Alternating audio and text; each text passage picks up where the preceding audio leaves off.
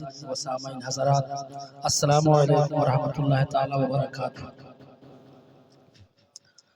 نحمدہ ونصلی ونسلم علی رسولہ النبی الکریم، اما بعد، فاعوذ باللہ من الشیطان الرجیم، بسم اللہ الرحمن الرحیم۔ کل نفس ذائقۃ الموت، آمنت باللہ، صدق اللہ العظیم، وبلغنا علی رسولہ النبی الکریم، ونحن على ذلك لمن الشاهدين والشاكرين والحمد لله رب العالمين۔ قال الله تبارك وتعالى في شان حبيبه النبي الكريم: إن الله وملائكته يصلون على النبي يا أيها الذين آمنوا صلوا عليه وسلموا تسليما۔ اللهم صل على سيدنا مولانا محمد وعلى آل سيدنا مولانا محمد كما تحب وترضى بأن تصلي عليه صلاة وسلام عليك يا رسول الله صلی اللہ علیہ وسلم۔ محترم حضرات، چائے پی پی کر کے لوگ سیر کرنے روڈ پر نکل گئے ہیں، مجمع بکھر چکا ہے، منتشر ہو چکا ہے۔ ایسے ماحول میں اب میں آپ حضرات کے سامنے کیا کہوں، صرف 10 منٹ کا وقت ہے میرے پاس۔ ابھی تک آپ حضرات گرما گرم پروگرام سماعت کر رہے تھے، اب میں یہ چاہتا ہوں کہ چند باتیں کام کی کر جاؤں۔ محترم حضرات، یہ جشن غوث اعظم ہے اور اس کے ساتھ میں یہ چہلم شریف کا بھی پروگرام ہے۔ محب گرامی حافظ و قاری غلام رسول صاحب کے والد گرامی مرحوم صغیر حسن صاحب کے چہلم کا یہ پروگرام ہے۔ دراصل محترم حضرات، اگر ہم اور آپ سوچیں تو آج کی یہ محفل ہمارے لیے عبرت کا مقام ہے کہ نہیں؟ عبرت کا مقام ہے۔ آپ 40واں کے پروگرام میں آئے ہیں نا، بولیں گے ابھی تک آپ بہت بول رہے تھے، لیکن اب ہمارے بولانے سے نہ بولیں۔ چہلم 40واں کے پروگرام میں آپ آئے ہیں نا، آج مرحوم صغیر حسن صاحب کے 40واں کا یہ پروگرام ہے۔ کل آپ کا اور ہمارا بھی یہی پروگرام ہوگا کہ نہیں؟ ہمارا آپ کا 40واں ہوگا کہ نہیں ہوگا؟ تیجا ہوگا کہ نہیں ہوگا؟ جس کا نہ ہونا ہو وہ بتا دے۔ ایک بھائی نے ہاتھ اٹھایا، شاید ان کا نہیں ہوگا کہ نہیں ہوگا؟ ہمارا بھی 40واں ہوگا، ہمارا بھی تیجا ہوگا، ہماری بھی میت اٹھائی جائے گی۔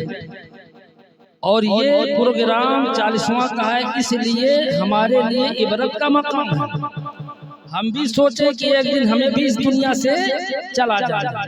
آج ہم اور آپ ان کے ایصال ثواب کے لیے جمع ہوئے ہیں، کل ہمارے ایصال ثواب کے لیے لوگ جمع ہوں گے۔ عبرت کا مقام ہے، اس لیے مسلمانوں غلط فہمی میں مت رہیے گا۔ ذرے ذرے کا حساب ہوگا۔ رب قدیر ارشاد فرماتا ہے: فَمَن يَعْمَلْ مِثْقَالَ ذَرَّةٍ خَيْرًا يَرَهُ وَمَن يَعْمَلْ مِثْقَالَ ذَرَّةٍ شَرًّا يَرَهُ۔ بندے نے دنیا میں اگر ایک ذرے کے برابر نیکی کی ہے تو قیامت میں محشر کے دن اسے دیکھے گا، اس کا اجر پائے گا۔ اور بندے نے اگر ایک ذرے کے برابر برائی کی ہے تو قیامت میں اسے دیکھے گا اور اس کی سزا بھی پائے گا۔ رب تعالیٰ نے فیصلہ فرما دیا ہے، حساب ہمیں اور آپ کو میدان محشر میں دینا ہے۔ اس لیے میں آپ حضرات کو یہ مشورہ دیتا ہوں کہ مسلمانوں قبر کا انتظام کیجئے، آخرت کا انتظام کیجئے، سنت و شریعت پر عمل کیجئے۔ نمازوں سے جو یہ لاپرواہیاں ہو رہی ہیں، نمازوں کی پابندی کیجئے، جھوٹ بولنا بند کر دیجئے، ریاکاری بند کر دیجئے، چغلی غیبت کا کام چھوڑ دیجئے، ساری برائیوں سے کنارہ کش ہو جائیے اور سنتوں پر، رسول اللہ کی سنتوں پر عمل کیجئے۔ یہی اعمال صالحہ کل قیامت میں ہمارے کام آنے والے ہیں۔ رب قدیر ارشاد فرماتا ہے: المال والبنون زینت الحیات الدنیا والباقیات الصالحات۔ یہ دنیا کا مال اور تمہاری اولادیں دنیا کی زینت کے لیے ہیں اور آخرت میں کام آنے والی، آخرت میں باقی رہنے والے اعمال اعمال صالحہ ہیں۔ آخرت میں باقی رہنے والی نیکی نماز کی ہے، آخرت میں باقی رہنے والی نیکی سچ بولنے کی ہے، آخرت میں باقی رہنے والی نیکی سنت و شریعت پر عمل کی ہے، تمام برائیوں سے دور رہنے کی نیکی ہے، نیکیوں پر عمل کرنے کی نیکی جو ہے وہ آخرت میں باقی رہنے والی ہے۔ رب نے فیصلہ فرما دیا ہے۔ دوسرے مقام پر میرا رب ارشاد فرماتا ہے: یا ایھا الذین آمنوا لا تلھکم اموالکم ولا اولادکم عن ذکر اللہ ومن یفعل ذلک فاولئک هم الخاسرون۔ اے ایمان والو یاد رکھو تم اولاد اور مال کی مصروفیت کی وجہ سے جو لوگ اللہ کے ذکر سے غافل ہیں یاد رکھو وہی لوگ گھاٹے اور خسارے میں ہیں، وہی لوگ گھاٹے اور خسارے میں ہیں۔ آج کسی سے نماز کے لیے کہا جاتا ہے تو کہتے ہیں صاحب کھیت جوتنے کے لیے پڑا ہے، کسی سے نماز کے لیے کہا جاتا ہے تو کہتے ہیں صاحب دھان کاٹنے کے لیے تیار ہے، گہوں کاٹنے کے لیے تیار ہے اور اس کو مارنے کی تیاری ہو رہی ہے، مزدور نہیں مل رہے ہیں، خود ہی کاٹنا پڑتا ہے۔ کل قیامت میں رب قدیر جب پوچھے گا نماز پڑھی تو وہاں یہ بہانہ آپ نہ کر سکیں گے کہ اے پروردگار دھان پکا ہوا کھڑا تھا، کاٹنے والا کوئی نہ تھا اس لیے کاٹتے کاٹتے نماز کا وقت گزر گیا۔ یاد رکھیے میرا رب فرماتا ہے اولاد اور مال کی مصروفیت میں جو لوگ اللہ کے ذکر سے غافل ہو جاتے ہیں، نمازیں مال کی مصروفیت کی وجہ سے چھوڑ دیتے ہیں، اولاد کی خدمت کرنے کی وجہ سے چھوڑ دیتے ہیں، یاد رکھیے اللہ تعالیٰ فرماتا ہے وہی لوگ گھاٹے اور خسارے میں ہیں۔ اور ایک آیت میں رب قدیر فرماتا ہے یا ایھا الذین آمنوا قوا انفسکم واہلیکم نارا، اے لوگو اپنے آپ کو جہنم سے بچاؤ اور اپنے گھر والوں کو بھی بچاؤ۔ بولیے اپنے کو جہنم سے بچاؤ اور اپنے گھر والوں کو بھی جہنم سے بچاؤ۔ اللہ اب جہنم سے بچانے کا راستہ کیا ہے یہ بتانے کی ضرورت نہیں ہے، جہنم کے بھڑکتے ہوئے شعلوں سے بچنے کا کیا راستہ ہے یہ بتانے کی ضرورت نہیں، سارے لوگ جانتے ہیں۔ برائیوں سے دور ہو جاؤ، نیکیوں پر عمل۔ اللہ محترم حضرات، تو یہ 40واں 30واں 10واں 20واں کی جو محفلیں ہیں نا، یہ ہمارے لیے عبرت کا مقام ہے کہ آج ہم جن کے 40واں میں آئے ہیں ان کے ایصال ثواب کے لیے آئے، کل کوئی ہمارے 40واں میں بھی ہمارے ایصال ثواب کے لیے آئے گا، یعنی کہ ایک دن ہمیں بھی مرنا ہے مرنا ہے مرنا ہے۔ اور یہ موت ایسی یقینی چیز ہے کہ کسی بھی قوم و ملت کا آدمی موت سے انکار نہیں کر سکتا، ہر چیز میں اختلاف ہوگا مگر موت میں کسی کا اختلاف نہیں، کسی کا اختلاف نہیں، ہر قوم و ملت کا ہر مذہب و ملت کا آدمی یقین رکھتا ہے کہ ایک دن مرنا ہے۔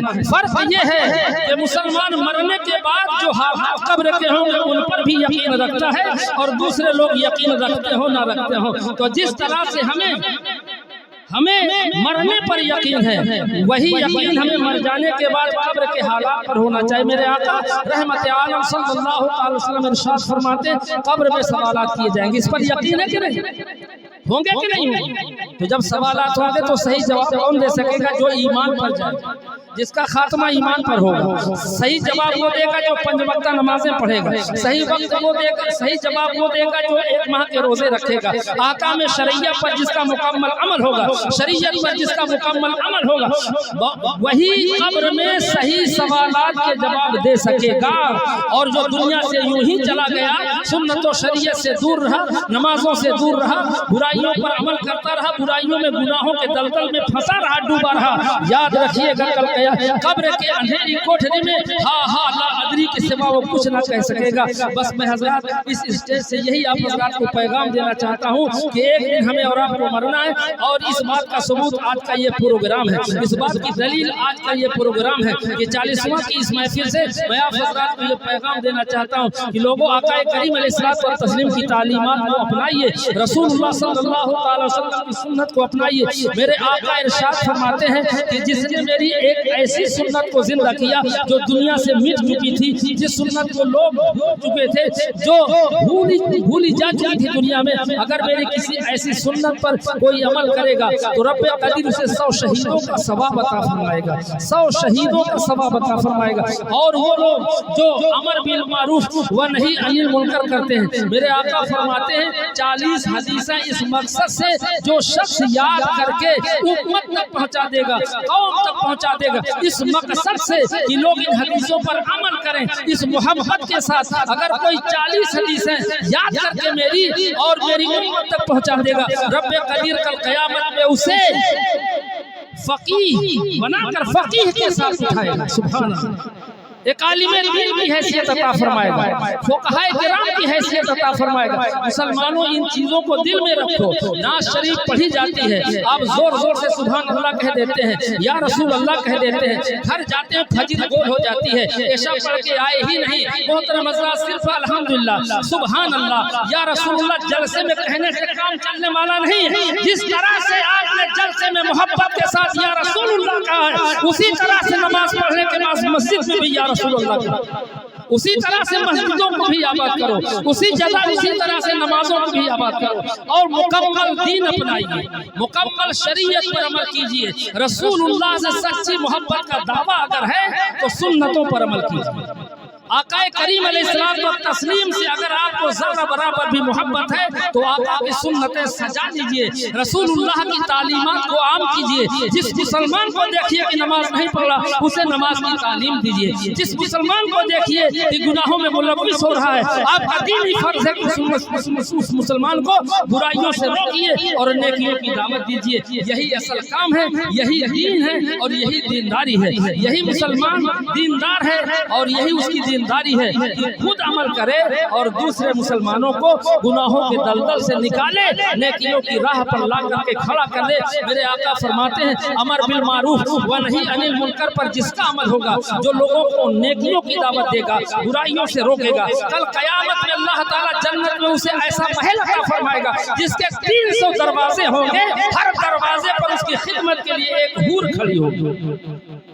مسلمانوں دین کی تعلیم کو عام کیجئے، مسلمانوں کو برائیوں سے روکیے اور نیکیوں کی دعوت دیجئے۔ مولا تعالی ہم سب کو عمل کی توفیق عطا فرمائے اور مرحوم صغیر حسن صاحب کو مولا تعالی ان کی مغفرت فرمائے اور ان کی قبر کو روشن فرمائے، کروٹ کروٹ انہیں جنت عطا فرمائے، جنت الفردوس میں انہیں اعلیٰ مقام عطا فرمائے۔ وما علینا الا البلاغ۔ السلام علیکم۔